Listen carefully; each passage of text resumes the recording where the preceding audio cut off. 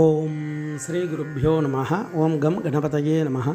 நம்ம ஸ்ரீநிகேதன் வலைதளம் வாயிலாக முருகப்பெருமானுடைய சஹஸ்ரநாமத்திலிருந்து தினம் ஒரு நாமாவளியை சிந்திச்சிட்ருக்கோம். இன்றைய தினம் 100வது நாமாவளியாக ஓம் ஊர்த்வகாய நமஹ. முருகப்பெருமான மேல் நோக்கி செல்பவருக்கு நமஸ்காரம் அப்படின்னு வர்ணிக்கிறது. அது என்ன மேல் நோக்கி போகிறது அப்படின்னா, நம்மளுடைய சரீரத்தில் எத்தனையோ விதமான சக்திகள் எல்லாம் இருக்குது. அந்த ஒவ்வொரு சக்திக்கும் மேலான நிலை அடையணும். உயர்ந்து இருப்பவன் சொல்கிறோம் இல்லையா, முருகப்பெருமானையே மலை மேலே வச்சு பார்க்குறோம் அப்படின்னா, அவர் உயர்ந்த ஸ்தானத்தில் இருப்பவர், உயர்கதியை கொடுப்பவர்.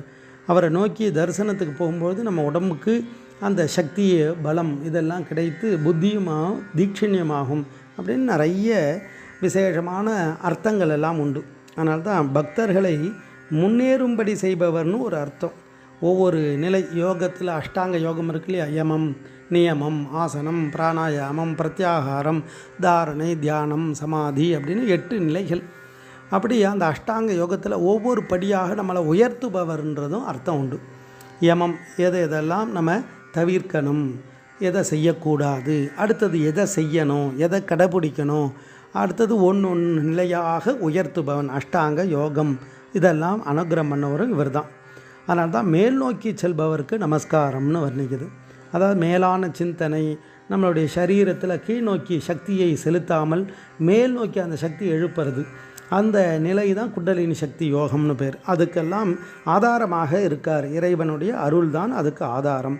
அப்படி முருகனுடைய பல நாமத்தில் சரவண பவன்னு பேர். சரம்னா தர்பை, வனம்னா காடு. அப்படி அந்த தர்பை காட்டில் முருகப்பெருமான் சிவனுடைய நெற்றி பிழம்பாக, நெருப்பு பிழம்பாக வெளிப்படும் பொழுது மாலையநாதி தேவர்களெல்லாம் அந்த நெருப்பை பார்த்து பயந்து ஓடுறா.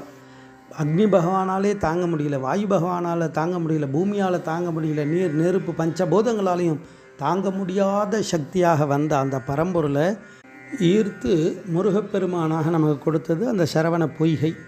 அப்போ அந்த தர்பைக்கு என்ன ஒரு சக்தி உண்டு அப்படின்னா, அந்த தர்பையை கீழேந்து மேல் நோக்கி எவ்வளோ வேகம் வேணாலும் கையால் அப்படி அதை பிடிச்சின்னு இழுத்தா ஒன்றுமே ஆகாது. மேல் நோக்கி போனால் அந்த கை ஒன்றும் ஆகாது.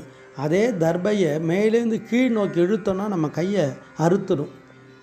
அப்படி அந்த கீழ் நோக்கி வந்தால் துன்பம், மேல் நோக்கி போக போக இன்பம். அது அந்த தர்பையினுடைய தத்துவம். அதனால தான் அந்த தர்பைக்கு அவ்வளோ ஒரு மகத்துவம் உண்டு.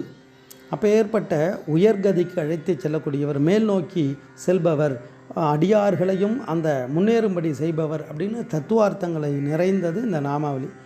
ஓம் ஊர்த்வகாய நமஹ. ஸ்ரீ குருப்பியோ நமஹ. ஓம் சும் சுப்பிரமணியாய நமஹ.